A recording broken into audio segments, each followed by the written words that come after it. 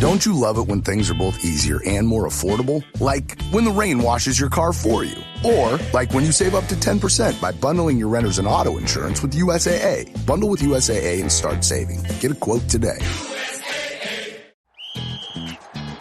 Hilton brings you new ways to stay with experiences that let you capture the glory days. Introducing the Graduate Hotels. Each inspired by local college towns, these stays are always original and never boring. Get in touch with traditions all across the country and enjoy a stay that's a class above the rest. Book at Graduate Hotels with Hilton Honors Points at Hilton.com. It's a win-win. Hilton, for the stay. This episode is brought to you by Indeed. When your computer breaks, you don't wait for it to magically start working again. You fix the problem. So why wait to hire the people your company desperately needs? Use Indeed's sponsored jobs to hire top talent fast. And even better, you only pay for results. There's no need to wait. Speed up your hiring with a $75 sponsored job credit at Indeed.com/podcast. Terms and conditions apply.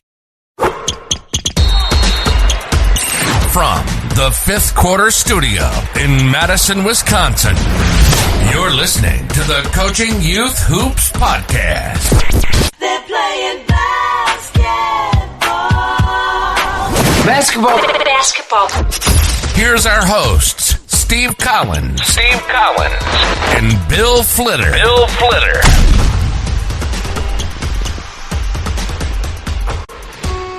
All right, welcome. Here you go. I'm changing up, Coach, to Coaching Youth Hoops. 4 welcomes rather than 3. It's usually 3. Today we're talking about the best drill to teach passing, cutting, pivoting, breathing, whatever. It's the ultimate drill, Coach. It's the ultimate drill. Ooh, that would be Simple, actually really good. Simple. Straightforward. We always want to complicate things. This one is not complicated. Bubba, real quick, tell them about our free clinic. We've been talking about it for a month and a half. Give them the URL. Yeah, coaches, go to coachingyouthhoops.com/clinic. Coach Steve and I are coming your way. We're giving away a 3-hour coaches clinic. Go check it out. All the details on coachingyouthhoops.com/clinic. Sign up. Free. Okay. Right. Yep. All right. So, Coach, this was your topic again. You know, it's a funny story behind this particular drill. I was a young coach at the time, and I was talking to a veteran coach who coached youth. And he coached for a long time. And I was just like getting my notebook out, sitting down, getting ready, right, to take some notes with this guy. And I said, if you could only do one drill at every practice for the whole practice, assuming the kids won't get bored, what would it be? No hesitation at all. He said 3-on-3, whatever, 4-on-4, 5-on-5. Yeah. Yep. Wait for it. No dribble. No. And I kind of like, what? What are you talking about? And do you, first of all, before we go too far, do you agree with that? And yes, and I will tell you why, especially at the youth level. Okay. So you agree that there is one drill that can teach everything? All of that. Okay. Now it depends, right? You got to be a good teacher at that point, right? But I hear you. No. The only thing that, coaches are going to argue with about this as being the ultimate drill is, well, what about the ball handling? Yes. Okay. Yes, you're right. There's no dribble, right? It's no ball handling. But I think kids struggle with spacing, passing, cutting, pivoting under pressure. Those are key aspects, right? Yes, I get it. They struggle with the ball handling as well. But we focus a lot on that, generally as coaches.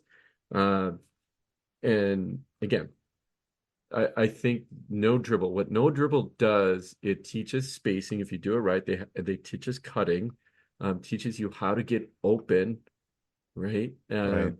And what I have found, I'm just amazed at and I do this all the way up through 8th grade. But what I'm amazed at is how quickly my younger teams, 3rd through 5th.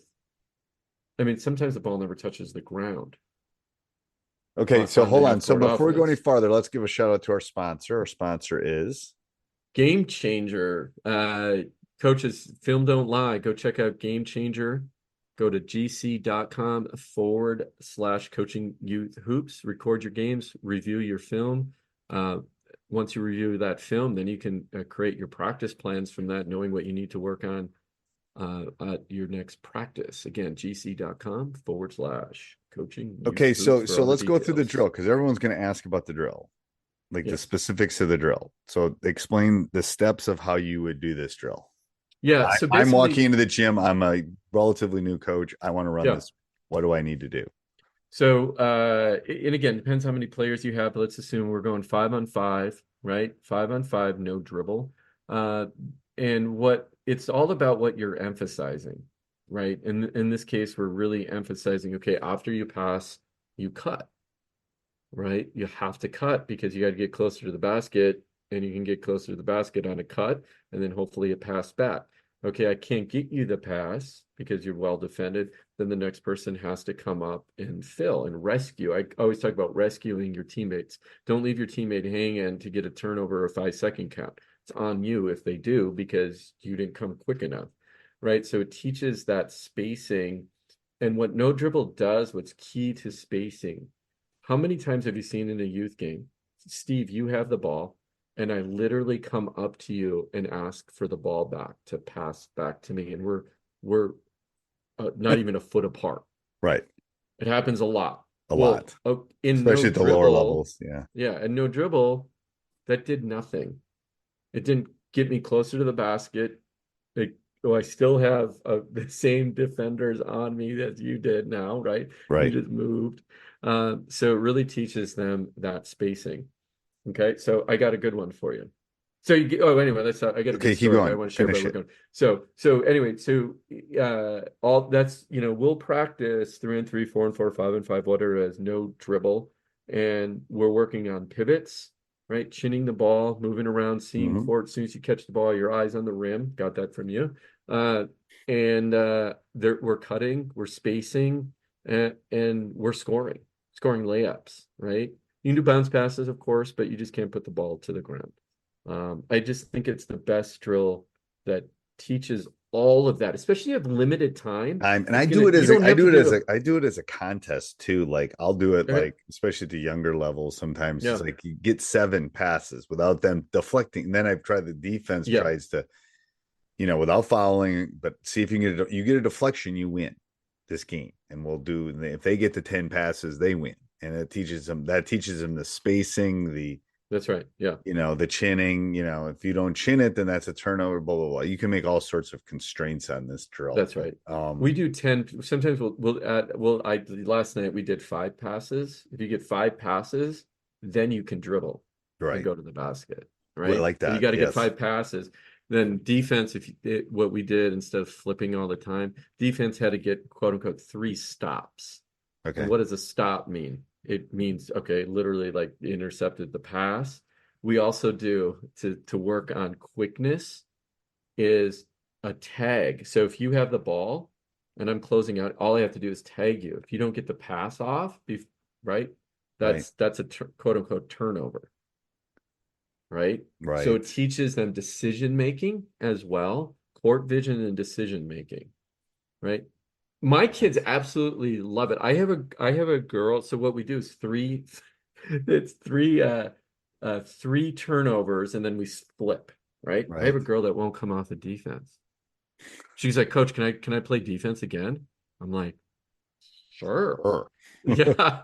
She goes, I want all-time defense. I'm like, she goes, because I'm fast. I'm like, no, she is fast. She loves it. Yeah. She loves it. All right. Anything else? Yeah, no. I got to tell you. So I got to tell you how this translated to success. Okay.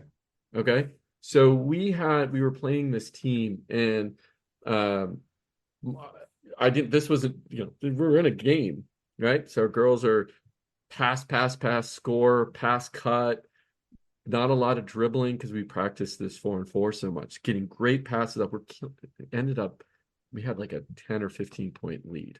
Okay. Then I said, okay, I don't want to embarrass any team. So, we're going to talk about in an upcoming podcast, How to Manage Games when you have you're blowing out a team. So this is how so we they had to do 10 passes before they could score. Okay. Or it started at 8 and then it went to 10. Okay, here's the kicker. Everybody thought I was crazy and I love it. Even the ref came over. He goes, "Why aren't they dribbling full court?" And I said, "Because I said they had to do pass, cut, fill, full court." He goes, "Are you serious?" I'm like, "Yeah." And he's like, "Oh my gosh, great idea." Like and I said, it eventually will work on our press break. So that's what we did. We did it full court just to slow them down. It's a long-term play. That's your long-term play. That's a long-term play. So anyway, it works. We ended up doing it in a game situation as well. But simple. Don't overlook simplicity. I guess that's the key in this drill. I think it is. Just simple rules. Simple. And it's a great drill. Sure. All right. If you have more questions on that drill, you can email Coach at Coach. Is it Coach? Or subscribe to our newsletter because I actually put the details in there. Oh, there you go. On our upcoming newsletter. So we'll do that instead. Yeah. But you can email Coach too. Give him your email address, Coach. It's Coach Bill at coachingyouthhoops.com. There you go. All right. Till next week. Till next week. This podcast is part of the Sports Social Podcast Network.